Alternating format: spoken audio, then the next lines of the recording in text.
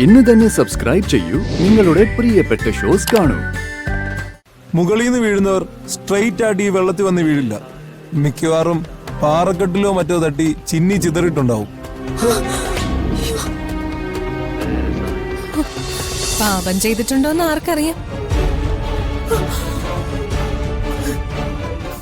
കൽപ്പന മിണ്ടാതിരിക്കും. ഒരു ദുരന്തം ഉണ്ടായി എന്നത് സത്യോ? എല്ലാവരെയും പോലെ അവരെ തിരിച്ചു വരണമെന്ന് ഞാനും ആഗ്രഹിക്കുന്നുണ്ട്. പക്ഷേ പറയേണ്ട സമയത്ത് തന്നെ പറയണമല്ലോ. അല്ല, അവിടെ അത്ര ആൾക്കാരുണ്ടായിരുന്നല്ലോ, എന്നിട്ടെന്താ വരുൺ മാത്രം എടുത്തു ചാടിയത്?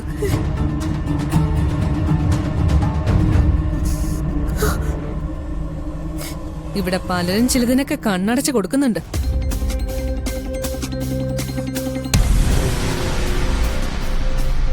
വരുണും രാധികയും തമ്മിൽ എന്തെങ്കിലും തെറ്റായ ബന്ധം ഉണ്ടെങ്കിൽ അത് ദൈവത്തിന് പോലും സഹിച്ചു കാണില്ല.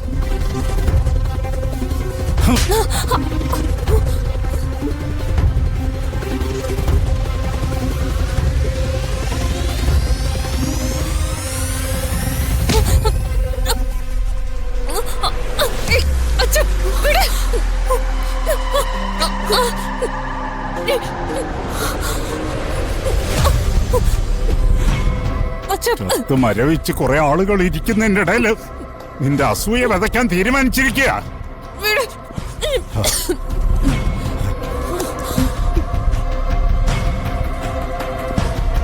നീ പറഞ്ഞല്ലോ ദുരന്തം സംഭവിച്ചുവെന്ന്.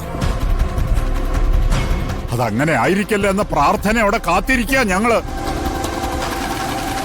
നിനക്ക് നിന്നെ എതിർക്കുന്ന ഭർത്താവിന്റെ അനിയൻ പോയി എന്നുള്ള സന്തോഷം ഉള്ളില്. പക്ഷേ ഞങ്ങൾക്ക് ഞങ്ങളുടെ പ്രിയപ്പെട്ട മോന.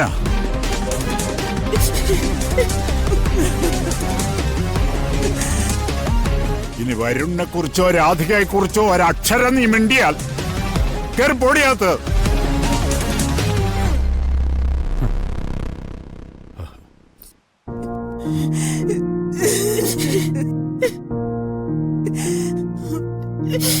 ഒരു സങ്കടം ഉണ്ടായാൽ കുടുംബം മുഴുവൻ ഒന്നിച്ച് അതിനുവേണ്ടി പ്രാർത്ഥിക്കാൻ പോലും പറ്റാത്ത നരകിച്ച അവസ്ഥ എവിടെ? ഇവളെ പോലുള്ളവരെ കൊണ്ട്. ഞാനും ബിജു അങ്ങോട്ടൊന്ന് പോയിട്ട് വരാം. എനിക്ക് ഒരു സമാധാനവും കിട്ടുന്നില്ല. ബിജുവേ, ഇവനെ നോക്കിക്കൊള്ളണേ. ഇവന്റെ ആരോഗ്യം ഇതുവരെ പൂർണ്ണമായും ശരിയായിട്ടില്ല. ഇനിയൊന്നും കേൾക്കാനും സഹിക്കാനും എന്നെ കൊണ്ട്. പോയിട്ട് വാ. എന്താ അച്ഛാ ഇത്? അച്ഛാ, അവനൊന്നും പറ്റിയിട്ടുണ്ടാവില്ല.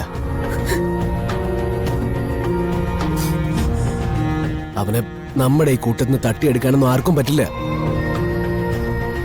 പിന്നെ രാധികയല്ലേ, അതുപോലെ നല്ല മനസ്സിലൊരു കുട്ടി വേറെ ഉണ്ടോ?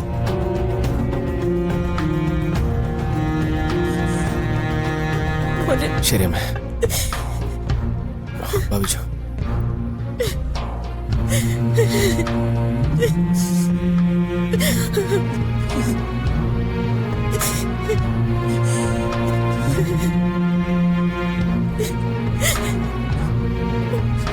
മുത്തശ്ശി, വരുണും ചേച്ചിയും തിരിച്ചു വന്നില്ലെങ്കിൽ പിന്നെ ഞാനൊരു ദിവസം പോലും ജീവിച്ചിരിക്കില്ല. ഇത് സത്യം മുത്തശ്ശി.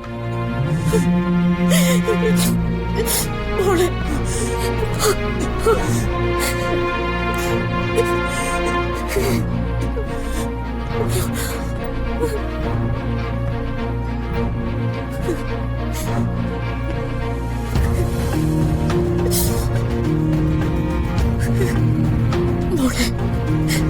അമ്മയുടെ ഉള്ളും വിറയ്ക്കുന്നുണ്ട്.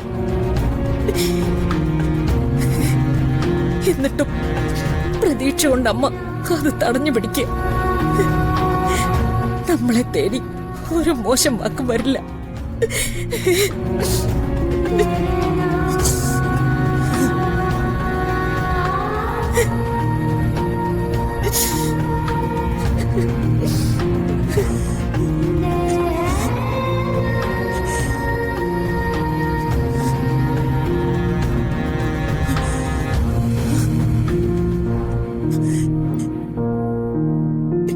എന്തിനാ എന്തിനാ എന്റെ കുട്ടികളെ ഇങ്ങനെ വേദനിപ്പിക്കുന്നത്? അവര് തെറ്റ് ചെയ്തോ? എല്ലാത്തിനും കാവല് ഭഗവാൻ തന്നെ ആയിരുന്നില്ലേ? എന്നിട്ട് ശിക്ഷിച്ചു എന്റെ കുട്ടികളെ. ജീവിക്കാൻ തുടങ്ങിയിട്ടില്ലല്ലോ, കുഞ്ഞുങ്ങളല്ലേ. ഭഗവാൻ കണ്ണു തുറക്കാതെ ഞങ്ങൾക്ക് അവരെ കാണാൻ പറ്റൂ? ഈ ഇരുന്ന ഇരിപ്പില് എന്റെ ജീവൻ വേണമെങ്കിൽ എടുത്തോ. എന്റെ മോനെ ഇങ്ങത്താ.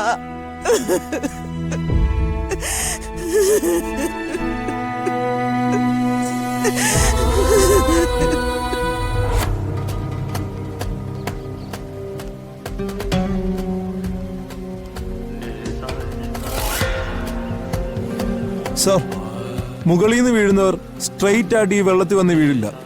മിക്കവാറും പാറക്കെട്ടിലോ മറ്റോ തട്ടി ചിന്നി ചിതറിയിട്ടുണ്ടാവും.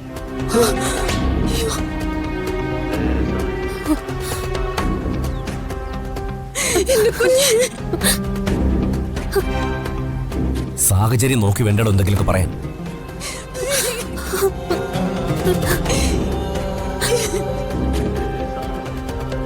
അതെ, നിങ്ങൾ കുറച്ച് മാറി നിന്നേ. ഇത്രയും സമയമായിട്ട് നിങ്ങൾക്കൊന്നും കണ്ടെത്താൻ കഴിഞ്ഞിട്ടില്ല. മാഡം, സമയം ഇപ്പോൾ ഒരുപാട് വൈകി. ഒരു 5:30 ആകുമ്പോഴേക്കും കാടിനകത്ത് ഇരുട്ടാകും. അത് കഴിഞ്ഞാ പിന്നെ സെർച്ചിങ് ബുദ്ധിമുട്ടാ. അങ്ങനെയാണെങ്കിൽ തിരിച്ചു പോകാനേ പറ്റൂ. ഇല്ല സർ, ഞാൻ തിരിച്ചു പോവില്ല. നിങ്ങൾ ആരിവിടുന്ന് പോയാലും ഞാൻ പോവില്ല. നിങ്ങൾക്ക് എന്താ പറഞ്ഞാൽ മനസ്സിലാവാത്തെ? വന്യമൃഗങ്ങളുണ്ട് ഇവിടെ, കണ്ടീഷൻ മോശമാണ്. നിങ്ങളുടെ വിഷമം മനസ്സിലാക്കാതല്ല ഞാൻ സംസാരിക്കുന്നത്. മറ്റുള്ളവർ കൂടി ആപത്തുണ്ടാക്കിയിട്ട് എന്താ കാര്യം?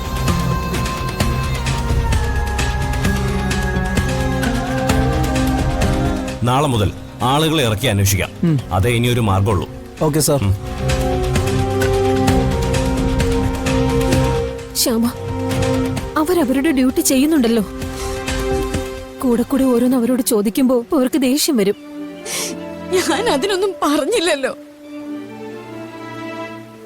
അവര് ദേഷ്യപ്പെട്ടോട്ടെ, അവര് വേണമെങ്കിൽ ചീത്ത വിളിച്ചോട്ടെ, എനിക്ക് ഒരു കുഴപ്പമില്ല. എനിക്ക് എന്റെ മോളെ കിട്ടണമെന്നേ ഉള്ളൂ. ശ്യാമയ്ക്ക് ഭഗവാനിൽ വിശ്വാസമില്ലേ? ഒരുപാട് പ്രാർത്ഥിച്ച് പ്രാർത്ഥിച്ച് ഭഗവാൻ നിന്റെ മുന്നിൽ കൊണ്ടുവന്നതല്ലേ അവളെ. അങ്ങനൊന്നും തിരിച്ചെടുക്കില്ല. എന്റെ മോളെ